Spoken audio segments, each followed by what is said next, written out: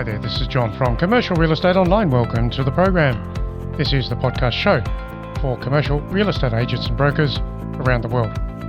In this program, you will always get plenty of tips, tools and ideas in commercial real estate brokerage, sales, leasing or property management, office, industrial or retail. And so in today's program, we've got another very special topic for you. And of course, you should grab your coffee, grab your notebook and come back and listen to the program even a couple of times, because there will be ideas here that you can use every day in your real estate business. And by the way, the website for us is commercial-realestate-training.com. And now on with today's program, and I'll catch you at the other end.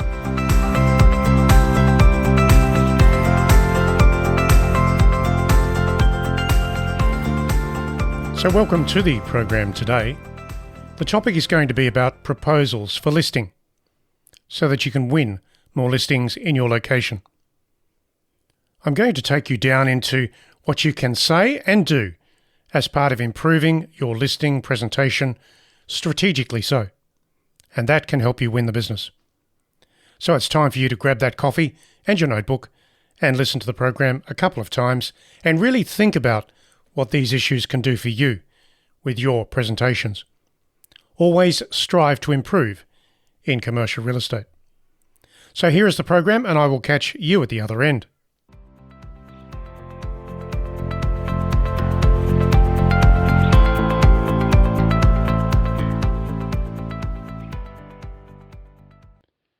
So let's look at how you can improve your listing conversions as part of your presentation.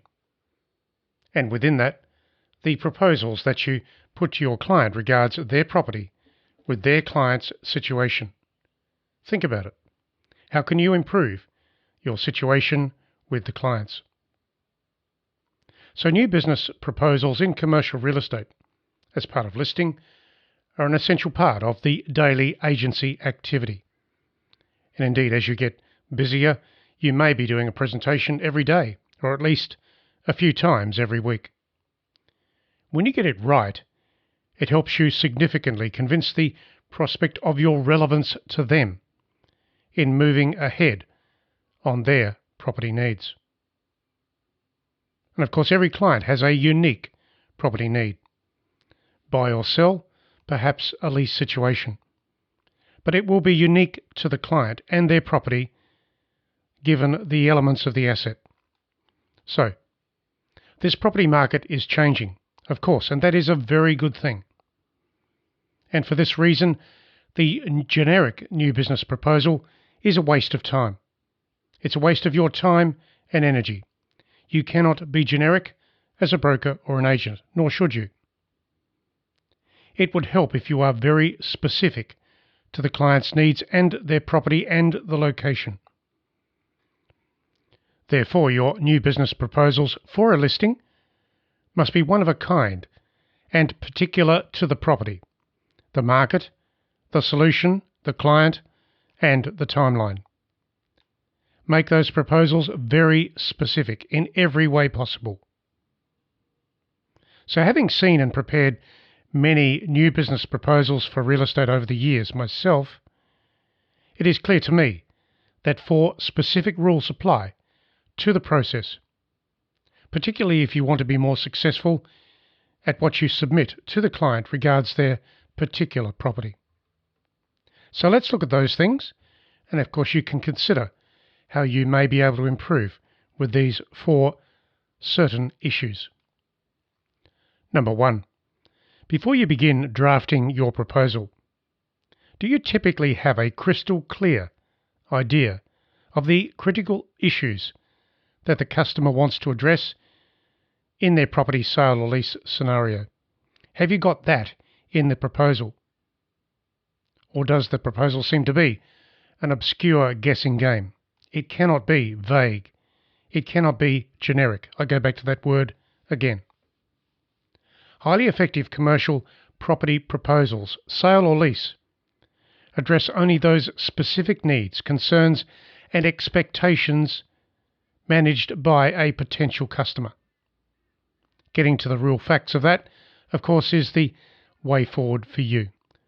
A question and answer process will help you get to the customer's concerns. So to achieve this essential awareness to help you get your proposal tuned to the customer and their property, you should have an initial meeting with the client and inspect the property before you do your proposal. This allows you to tailor the proposal to the specific points of focus that you have and will identify. In addition, a question and answer process in your document is a wise strategy where you can display your total understanding of the client's concerns and your specific recommendations. As you can see, in this particular element of your document, I'm getting well away from being generic in any way or form. And of course, your document should be to the point, not bulky with a lot of generic fluff.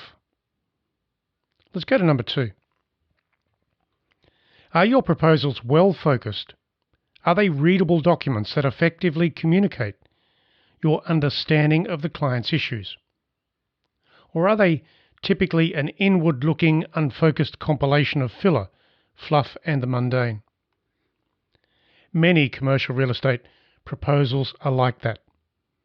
The agents simply churn them out, generically so, and it's all about testimonials and results in the area, nothing specific. I call that a compilation of filler, fluff, and the mundane. The client will only focus on their property, their situation, the recommendations that match to the client's ideas. So highly effective proposals are articulate to the customer-focused requirements, and the documents are clear and specific to make sure that anybody who reads it can understand it. The best proposal documents in commercial real estate are split into 6 or 7 sections, no more. But those sections are particular to the sale or lease process for that property, that client, that situation. Now you can break them down into the 6 or 7 sections and then put your comments accordingly into each. So what are the 6 or 7 sections? Here are some ideas. At the front you will have the executive summary, always. No more than 1 page, A4, talking about the property and your ultimate recommendations. That is at the top of the document. The next page will be the brief that the client has given you. The page after that will be the market commentary, to show the client that you really understand what's going on out there in the market today. The page after that will be talking about the target market for that property given the client's requirements. And after that you will have the marketing strategy, followed by recommendations, your recommendations.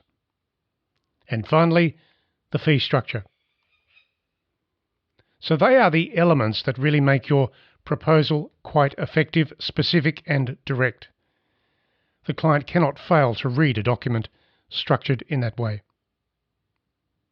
Now, the essential component with those elements is to recommend certain things, and to do that in a way that the client reads, reviews, considers, and responds. Of course, the document should also have a strong visual element to it, not just thousands of words. Keep it simple.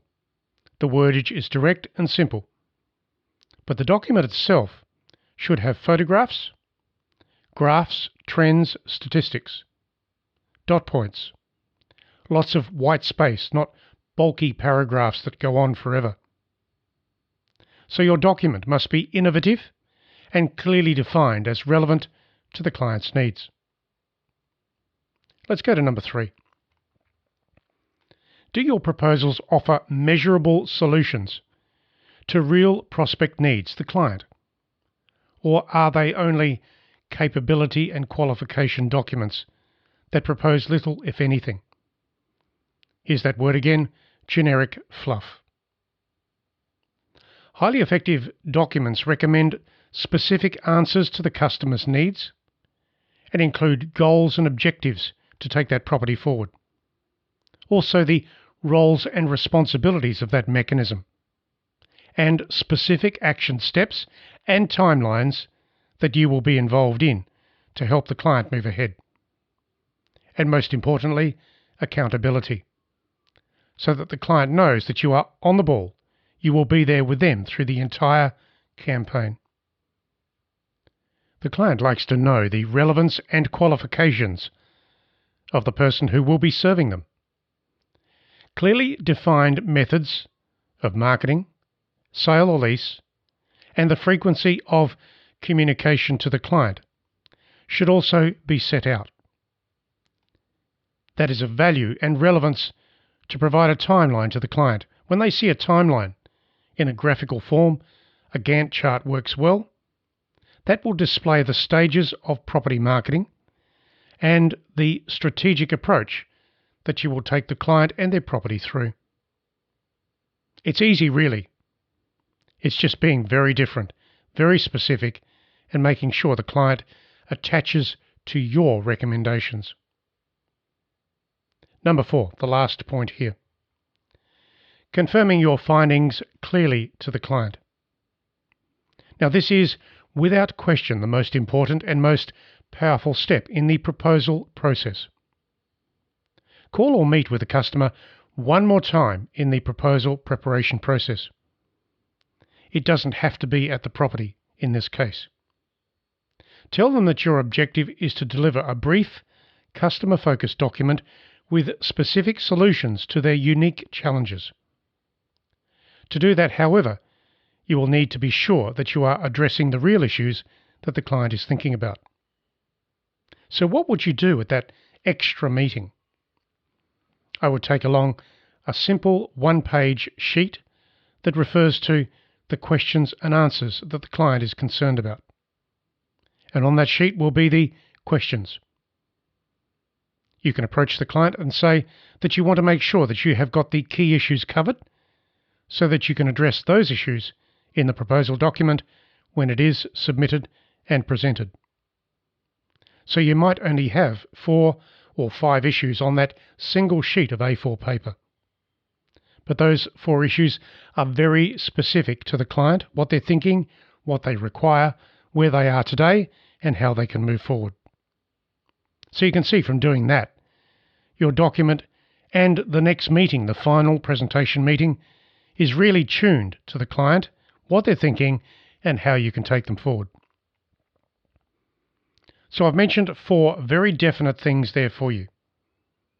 And I'd like you to think about your proposal process and submission from now on. Your document is likely to be the only chance to display your capabilities and potentially beat the competition at the same game. And remember here that it's very likely the client will invite 2 or 3 other agents to compete with you for the property listing.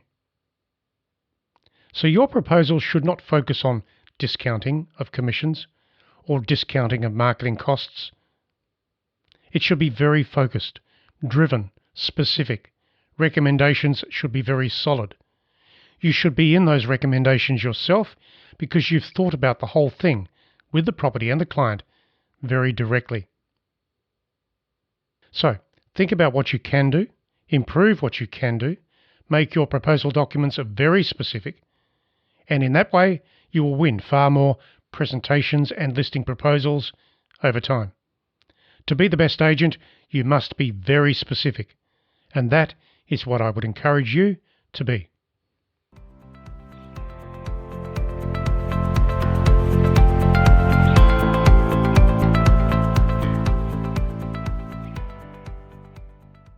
And so that is the program for today. Some things to think about there regards what you're doing with your presentations.